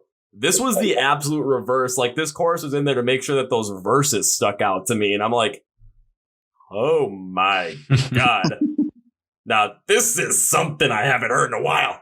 Like I can't remember the last time I heard somewhere like the chorus was there and the verses stood out more than the chorus, even though both parts were equally as great. It was like, holy crap. Now this is something. Yeah, the verses are definitely the bop in that song. I'm also a fan of the chorus, and actually, one of my favorite parts might be the bridge in the song because it breaks down to this really kind of odd open chord stuff and just kind of dismantles the beat a little bit and breaks everything down, and it gets really quiet, and then it just kind of builds back up into the chorus. But yeah, that. It was just something that we got to mess around and do something a little different and be like, oh, I haven't really explored that type of writing before, where it's like using these kind of strange chords and, you know, different beats and stuff like that. So that was definitely a fun song. And yeah, you're right. The verses are definitely my favorite part of it. That's the part that gets you grooving. Woohoo, looks like we agree. Yes. Yeah, and I'll say Cody, once again, I don't think I sing in it, so maybe that's why. The bridge for me in that song is one of my favorite sections, if not my favorite. You know, that was 100% studio born. Like we did not have that prepared when we went in, and it was experimental for sure. And you know, I get to be a little more lively on the bass instead of, you know, trying to follow guitar riffs and stay in the lines, if you will. And, you know, the chords being played on guitar are, you know, far different from, you know, your standard, you know, power chords or your occasional grace note that's happening. But the bridge for me is what rings out the most in that song. It's vastly different, you know, from that very in your face power rock intro, very in your face verse, and pretty in your face chorus, and then it totally breaks down on that bridge. It's very calm, it's very collected, and then leads right back into that chorus again. Yeah, it all works out incredibly well. And then when it comes to the vocals on this one from Mr. Cody over here especially, it was reminiscent of something like Jacoby Shaddix of Papa Roach, but more if you went with like a hard rock kind of sound instead of more of that like nu metal sound they had back in, well, their initial albums before Fear. So when I was listening, what I mean by that is like, because with Papa Roach, they usually play with that really heavy, like fast pace in their songs, but like a hard rock band could. But why the verse stands out is because when you use that vocal style, you add that pace to it, and it really helps give the verses that rapid anthemic feel to it. And it just honestly added a whole nother dimension. And that's why I really think the verses stuck out as well, because it just really is one thing that brings you in is those vocals. And then the instrumentation does the work just to keep you there and just really get you to go with that sort of feel. So I was like, dude, I keep making that weird face, like, dude. But that's usually like when I'm sitting there after I really deep dive into these. Even though when I first heard this one, it was blast on the speakers and I was going absolutely crazy because it just amped up that anthemic feel. Then we got to the chorus on this one. The vocals slow and the pacing slightly. Again, that's a fit with the way the instrumentation was written and the way the song was constructed to really match the pacing. And I get why it worked on that. Again, it didn't stand out to me as much as the verse, like I said, but it works out to create that anthemic, like, again, like I kept saying skill on this one, like that skillet-esque anthemic feel to it. So when it came to the full anthemic feel on the song, you kept it up throughout the whole entire thing, but it was just the pacing and just the stylings that kind of changed it up, but you kept that in there throughout the whole entire thing. So it really stuck out to me in the end. And if fans really want to like get into this one from other bands, Skillet and Papa Roach fans, this is the one for you guys. Yeah, for sure. That is definitely one of those songs. And I mean, I'm a huge Jacoby Shaddix fan. I'm not sure if I subconsciously portray that in my singing, but I'll take it if you say that I kind of reminded you of him. That's a huge compliment.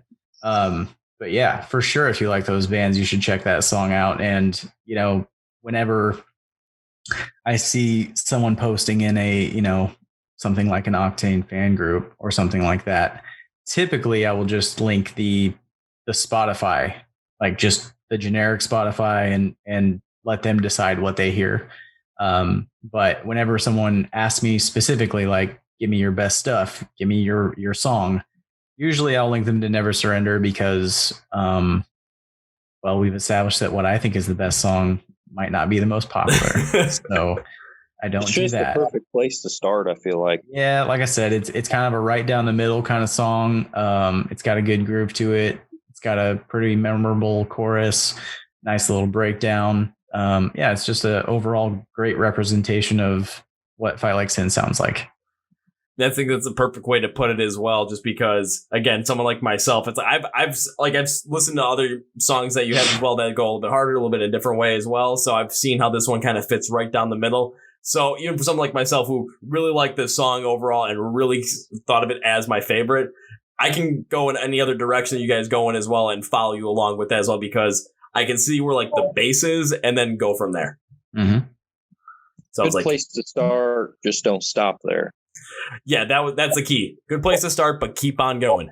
Yeah. So everyone else listen out there when it comes to Fight Like Sin, if you want to start somewhere, start there, but then keep going, because I honestly, for myself, I call that, like, I think I called it the motionless and white fallacy, because someone tried getting me into like them back in like January of last year. They're like, okay, go to their Spotify, check it out. And I played the first song and it was Voices. And I was like, okay, I really like this, because this really wasn't a big fan of like the unclean screams and everything. I'm like, okay, I like this, but it's not something that super stands out to me. Then I went to their next song that was popular on Spotify at the time, which was Eternally Yours. And that one just completely blew me away. And that was what kind of set me on the path of metalcore. So I was like, so again, it's like you start somewhere, but just keep going, explore it more. Because there's other bands I've talked to where I've heard songs from them that's like the one they sent me or what's their most popular, and I didn't really care for it.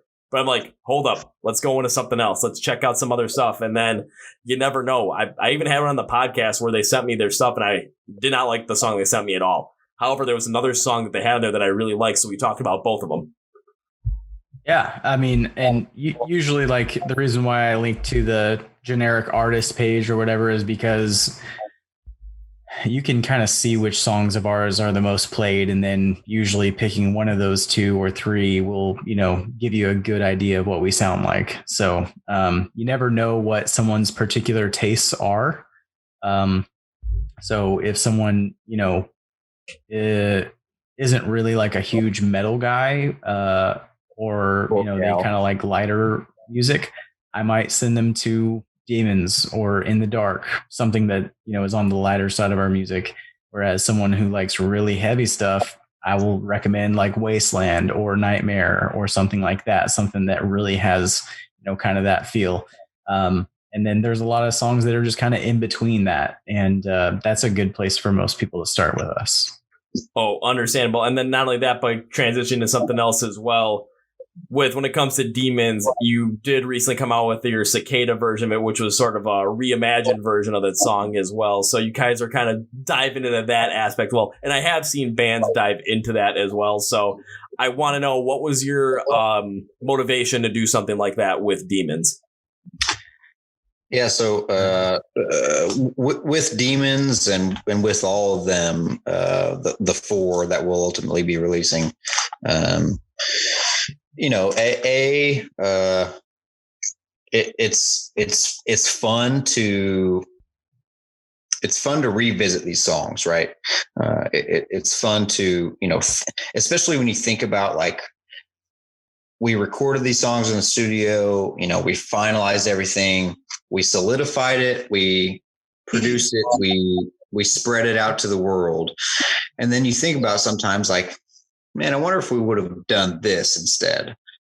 So, you know, instead of like going back and, you know, remastering, reproducing and and releasing the same song, why not try to do it in a different version? And it's a great way to, admittedly, it's a great way to access, more potential listeners, right? Not everybody's super hard into hard rock or metal or whatever the case. So if we can exhibit some of those characteristics, whether it be metal or hard rock, and add an acoustic version or style to it, and maybe interest some other listeners that we didn't have. Awesome. Love it. Yeah. And when I really listened to this one, again, I don't want to go too deep into Demons because we went super deep in the last two, but when it comes to the reimagined or this Cicada version, because there's always, what I've heard is like acoustic versions and like reimagined versions. And when I think of like bands that have succeeded in that like reimagined style, I mean, I'm wearing the Rise Against t-shirt for a reason. When they did their Ghost Note Symphonies album, that's what I absolutely love when it comes to reimagined songs. You take the song that you have, the original that you have, and you keep the same idea of the song, but you change it up. So you change up like the different pacings, different stylings, different melodies, different vocal patterns, and just play with it. And then you create a song that is completely different from the original, but they still hit with the exact same impact as the original did. And they hit people in the chest with what happened. And then you get something like, unfortunately, as much as I love Breaking Benjamin, their acoustic reimagined was more of like an acoustic album with the Aurora album. However, their song Far Away on that was absolutely fantastic. And there were a couple others they put some cool stuff in, but for the most part, I thought it was more of an acoustic styling thing. So I was like, okay, it didn't really hit the same vigor that I wanted it to. But then a band like Falling in Reverse with The Drug in Me is reimagined, that kind of style where it hits you just as hard, but it just hits you in such a different way. When I was thinking about Demons, especially the Cicada version, after going through the original and really focusing on the Cicada version, where the song is reimagined, when you listen to the instrumentations, you take the guitars, you make them acoustic, and you add some more electronic influences into it a little bit. And the acoustic part, I thought, gave it a lighter feel. But when you had the electronic influence in there, you kept up that anthemic feel, and you created a little bit more of that than the original had. So that's where you're getting that difference of feeling overall, where it's going to hit you a little bit different. You also added some strings in the bridge, and I'm not going to lie, when I hear strings like a violin, viola, that kind of stuff, I'm a huge sucker for that. So personally, I'm like, oh boy, this is good stuff.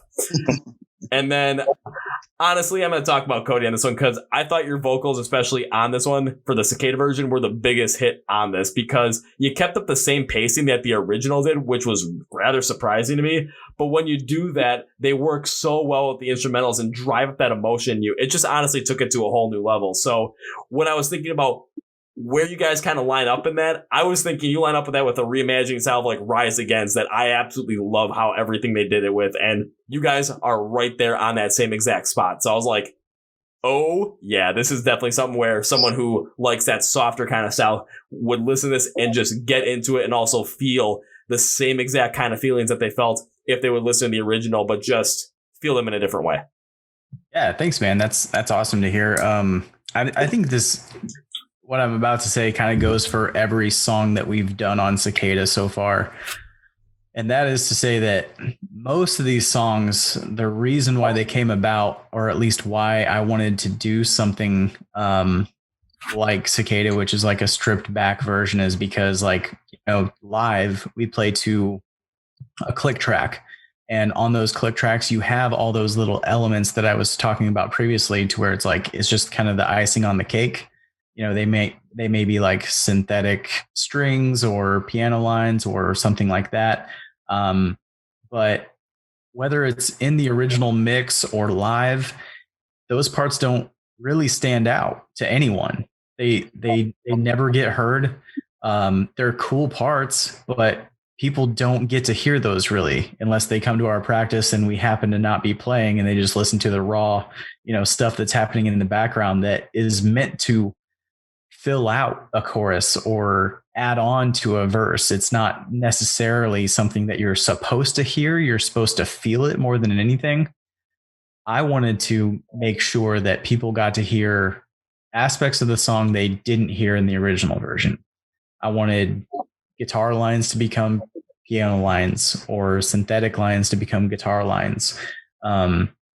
something that would just strip it back and be like, even without all of the stuff that you get with production, it's still you get the heart of the song. You get the raw emotion of the song.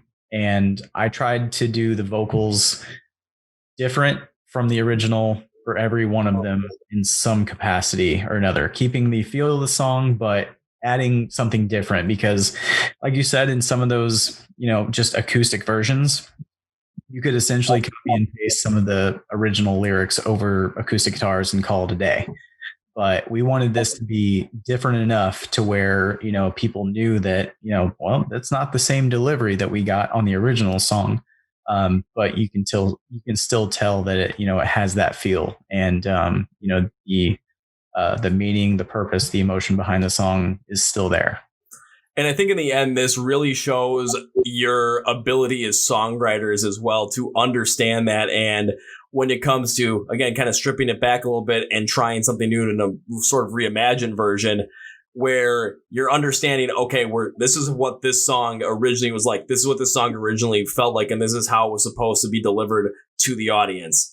Now, when we're doing this reimagined version, we have to kind of get to that same endpoint with how they're going to feel, but we can take different avenues to get there while keeping the song with that same kind of endpoint of a feel. So if you're trying to put out something like, I'm trying to get you to feel like you're kind of alone on something, and then maybe at the end, we're always here for you. That could always be a meaning song. I'm just using that as an example, but it all depends upon how you hit it. Like if it's hard hitting in a normal version, yeah, you're not going to feel that deep emotional impact to it. But if you take a stripped down version, you reimagine it, do a couple different things, it's going to be the same song and you're going to get a completely different feel off of it.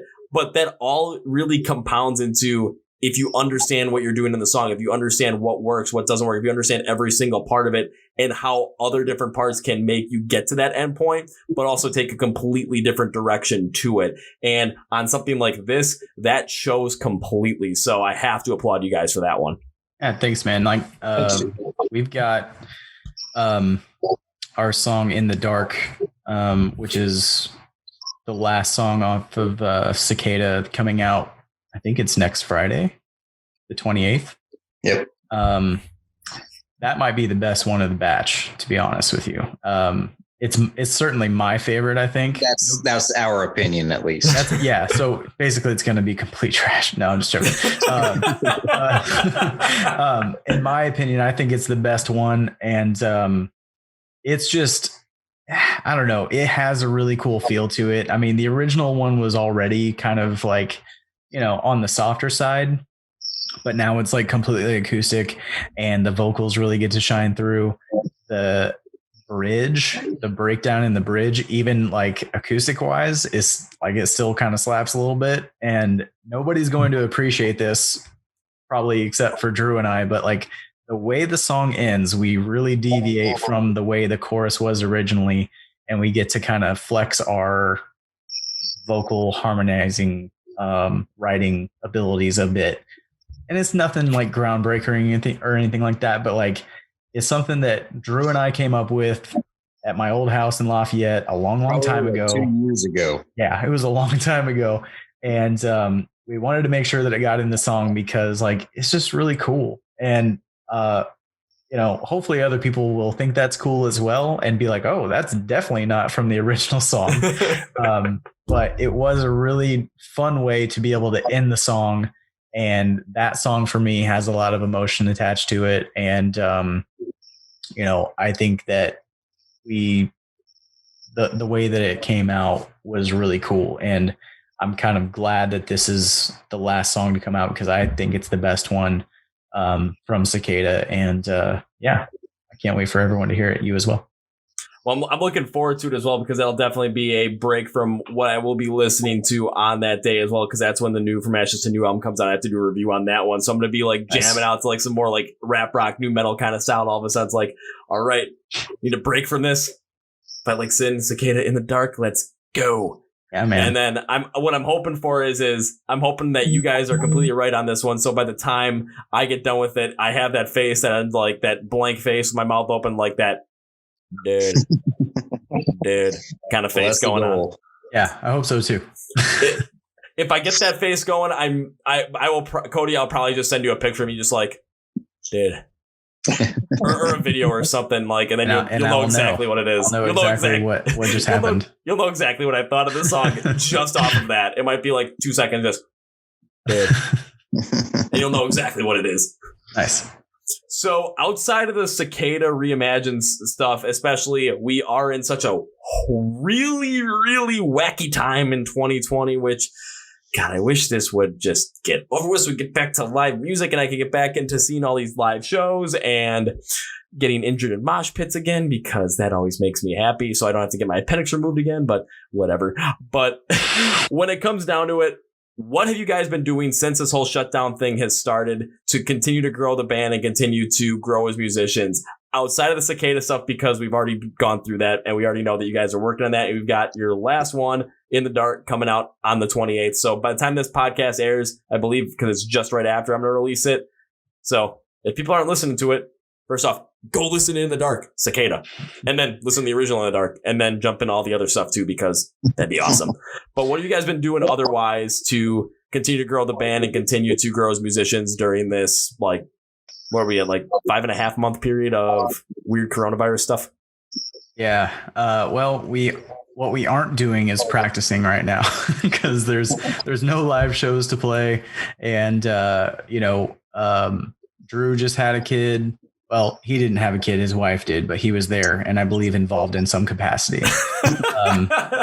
And our drummer, Tim, has one on the way, as well as a little one. So we're just being very cautious not to, because our practice space is very, very small. There is no such thing as social distancing in our practice room. So just kind of out of caution, we want to make sure that, everyone stays safe until we can get through this. So in the meantime, we've been writing some songs. We've got some songs that didn't make it on Identity that we're trying to, give a little facelift, complete it. Get ready to put some new music out in 2021.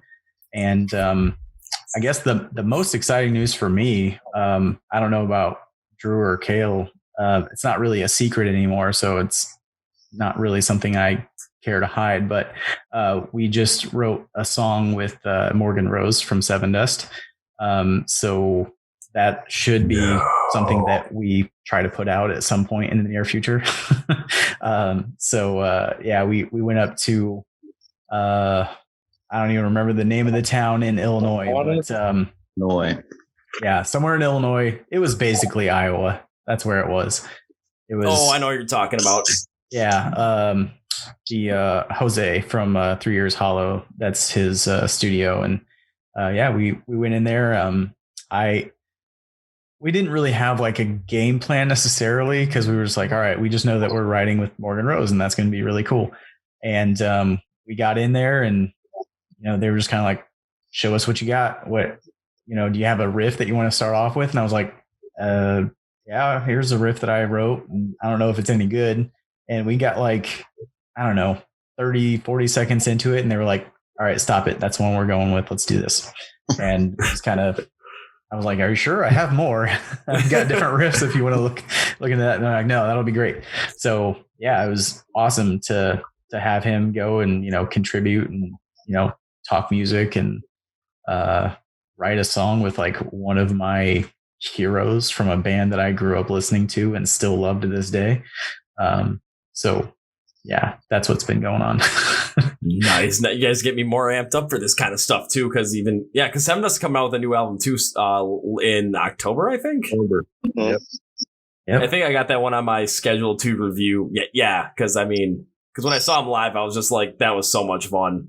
I didn't get hurt in that mosh pit though, so it wasn't too memorable with that, but I still remember just how much of a blast I had with that one and just listening to music, hearing LeJean sing, and then seeing Clint not only play then, but with his side project or the solo project as well. Back, I think it might have been on Valentine's Day here in Milwaukee because they were opening for Alter Bridge, so I was just like in guitar heaven at that point. Yeah. So I'm super excited to hear what you guys were able to do with a member of Seven Dust and what that song is going to come out be like. not going to ask you for a release date unless you have one, because I don't want to like be like, okay, when is this going to get released? But nope, we don't have a release date, but fair enough. It happened. You'll know as soon as we do. we've got something to listen to grow on and to continue writing on, and it's definitely nothing final yet. There's some work to be done on it, but that's something we're really excited about. And if one day you listen to it and you're thinking, man, those drums kind of sound like something Morgan Rose would do, like, there's reason for that. Well, how about this? When you guys have that date and you're ready to release it, send it to me so that on the day of the release, because I always do on our Instagram page, Facebook page, and Twitter page, I always do that song of the day selection. It's always a 30-second clip of that song. So on the day of the release, just make sure you send me that song like a couple days early. Let me know what day it's coming out, and then I'll put a 30-second clip on there, put it out there, and then my audience can also get a taste of that song right away and then jump right into it. Yeah, man. Sounds good. Awesome. Nice. Also, Drew, congratulations on the newborn. I'm not sure how old the kid is, but I'm just going to say congratulations. If Tim was here, I'd say preemptive congratulations for the one on the way, but he's not here, so I'm not going to say that. I take that back now. Nah. If he does watch this, first off, well done on the drums, and second off, congratulations on the second child on the way. Learn how to use Zoom. Yes, and learn how to use Zoom. Or put on pants, maybe. I don't know. Yeah. He'll never do that. Yeah, he can't. Once he's home from work, it's the no pants zone. Just so he walks in the door, just like, all right, that's it. Like, if he's got like those like basketball track pants on with the buttons, just rips them off and is ready to go. That's it. Oh my God, that is style.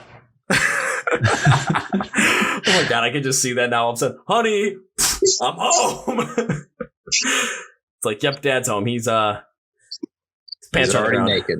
Yeah, you and your listeners were deprived of some level of comedy tonight by not having Tim on here, because it would have been hilarious, even just seeing him there in his tidy whities, I'm sure. Oh, trust me, I'm pretty sure that the viewers and listeners of this episode are going to get a good amount of that after us talking about Never Surrender, with going back and forth of, yeah, well, I didn't like the song, but this song was great. We'll get a lot of that in there. And I'm probably going to end up using that for the preview part of it as well, because that's just a funny thing. Or I might use something else. I don't know. I haven't. Yes. I'll run through the podcast when I do my preview video stuff for it to push it out there. But I'll find something where I'm just like, yeah, that's it. It probably might be there. Might be something earlier on that we were talking about. I'm not entirely sure, but I'll think of something, because I always think of something wacky. Yeah, one of my biggest downfalls is self-deprecating humor. I can't get away from it. It's just a part of me. I don't know what to do about it. Sometimes self-deprecating humor can be the funniest of all, too. I think so. Like listening to like Bill Burr talk about like, he's like, my wife, I don't know what she's mad about. I'm out here crushing it. I'm one of the biggest comedians out there. I'm making all this money, and I got her a house, and she doesn't have to work, and I got her a kid. The only thing she has on me is who I am as a person. Yeah. I mean, yeah, Rodney Dangerfield made a whole career out of it, so why can't we? Oh yeah, with all his one-liners. No respect. All right, guys. Well, I'm looking at the time. We've done about an hour and 42 right now, and I want to respect time as well. But we've also, I know I kind of went a little bit over the hour you guys were expecting, but we went through a lot on this, and right now it looks like Cody's video actually froze. Oh no. At least I'm making an awesome face. Yeah, at least you're making an awesome face. So I want to thank you guys for being on the podcast, for being episode number 100, which is just absolutely insane that I've not only made 100 episodes, but that I got you guys on this. And this might have been like the most in-depth I've gone to on a couple of songs. Like I go in-depth on them, but this might be the most in-depth I have. So this is awesome. I want to thank you guys. And then also, before you guys go, do some, parting remarks, whatever you guys want to say to whoever's listening out there, to everybody that's listening out there. You guys have the floor. Well, Kevin, thanks for having us, man. Awesome to meet you, so to speak. Really appreciate you having us on. Anybody that might be listening or watching, if you haven't heard of us, no worries. There's 500 billion trillion people that haven't. Check us out. If you think you might dig some of the stuff we've been talking about, check us out. Hopefully you dig it. If not, all good. But I think that you will. We've got something, I think, for everybody. So give us a shot. We'd love to have you as fans, and we'd love to see you eventually at a show, because that will happen again, hopefully in the near future. Nice. Already, either Kale or the now completely videoless Cody. You can't tell I'm naked now, so that's good. Oh, you're trying to match up with Tim now? Yeah. I was like, okay, camera's off. I'm getting naked. Fuck it.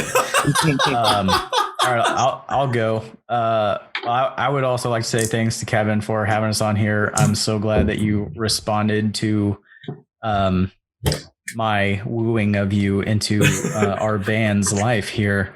Glad that you gave us a shot and invited us on the podcast. Congratulations on 100 episodes. That's awesome. And to the future listeners of Fight Like Sin out there, we specialize in writing bangers. So if you love a banger and enjoy the sensation of being titillated and enjoy my sultry voice, then Fight Like Sin is a band that you should go and check out. We are available anywhere you can find music, and you can come see us at fightlikesyn.com. Over to you, Kale. Don't know how I'm going to follow that, but you can't. You can only try. Yeah. Oh, take your clothes off first. Oh God. Yeah, sorry, I was in the mood. Couldn't you tell? I was just like, We can all tell, that's bud. how I got the wife. But yes, thank you to Kevin. Thanks for all the kind words too on what you thought of our songs. To people who have heard of us or are just now hearing of us, thanks for listening, and be on the lookout for new material. Alrighty, and then I'm gonna close with this. So I've ended almost the last 10 or 11 podcasts of this because I like to end with this. But as all the listeners know, I went to school at the University of Minnesota. I studied econ, so I understand consumer behaviors, things about incentives, things about convenience, all that stuff. So when it comes to Fight Like Sin, if you're wondering, man, I'd love to get in their music, I'd love to follow them online, but I don't want to go and just search them up. I wish I could just click a link and just go there. Well, I'm going to take all of that out for you. So if you're watching on YouTube, look at the video description. If you're listening on Apple Podcasts, Spotify, or Google Play, or if in 2 weeks this happens, iHeartRadio, because I just submitted it today. If you're on there, take a look at the podcast description. Everything you need to know about Fight Like Sin is going to be on there. Facebook, Twitter, Instagram, website, merch. OnlyFans. Oh, yeah, OnlyFans, YouTube, anywhere you can stream their music, Spotify, Apple Music. I'll have all the links there for you guys. So it's a one-click, one-stop shop. You got no excuse, absolutely no excuse to not get into this band because, well, you guys heard my breakdown of both of their songs on their top 2 songs on Spotify, which I'm already drawing a blank on the names. It's Never Surrender, Nightmare. Yeah, I just drew a blank. There it goes. I should have had a V8. There we go. I had Gatorade instead. That's my bad. But yeah, go check them out. Go listen to them, and go listen to the Cicada version of In the Dark, which should be out by the time this podcast release. So you guys get that Cicada reimagined version too. So listen to that. Listen to the original. Listen to all the other stuff as well, and get in with them as well because, well, I told you to. That's the best way to put it. I told you to. So I'll end with this. Cody, Drew, Kale, thank you guys for being on the podcast. Again, everyone go listen to Fight Like Sin, and I cannot wait till concerts get back going because I'm going to keep an eye on you guys so that when you come around my neck of the woods, well, if you come anywhere in Wisconsin or go the Twin Cities of Minneapolis, anywhere in northern Illinois, Chicago, Rockford, that kind of stuff, if I see you guys pop up, I'm gonna end up just messaging Cody and saying, "Hey, I'm coming." Just letting you guys know. Just asking me, I'm a coming, and then bing bang boom, we'll have a great time, and I'll get to jam out with you guys and have a great time. And when that new song comes out, again, let me know. We'll feature as a song of the day choice the day of its release, so we can kind of add a little more fuel to the fire with it as well. And yeah, so this has been the 100th episode. Thank you guys for being the 100th episode. And I am not going to end this episode with a goodbye because I never like ending these episodes with a goodbye because I want to see you guys again. I want to talk to you guys again. So it's not a goodbye. This is going to be see you later. All right, man. Appreciate you. Thanks for having us on. Yep. Looking forward to the day that we meet you at a live concert. And once again, thanks very much. Appreciate you, dude. Thank you. You guys are very welcome, and hopefully that is sooner rather than later. Amen. Whoa, folks. That was my interview with the band Fight Like Sin. And my God, that was a great, fantastic episode to have as my 100th. So as I end this, I want to say a couple of things. First, follow Fight Like Sin on everything you can find. Link in the description of the podcast and in the video as well. Please follow My Song Day, Rock Tales a Day on everything like Facebook, Twitter, Instagram. Subscribe to our YouTube channel. Make sure to subscribe to the podcast here on the YouTube channel or on Spotify, Apple Podcasts, and Google Play. Link in the description for everything on that. And with this being my 100th episode, I really want to give a shout out and say thank you guys for listening, supporting us throughout this whole entire thing. I'm currently beginning to work with a couple of people to really get this big because, not going to lie, some band said they want to be on the podcast, but their management team said, you come back when you have a couple of thousand each episode. And you want to know what I said? Thanks to the bulletin board material, I'll be back. And I totally plan on coming back. So let's make this happen within the next month or two. And I'm super excited about this. So I want to say, again, thank you guys for listening to the podcast and guys for supporting us for the past little over year and a half through 100 episodes. I really appreciate it. And I want to keep doing this forever and ever and ever. So let's keep the ball rolling. Let's keep this train flowing. And that's going to be it for me today, guys. Thank you for watching and listening. This is Kevin from the My Song Day Rock Tales Today presents the Chord Progression Podcast. And you guys know how I end every single one of these episodes with a big, a healthy, and a humbly hearty see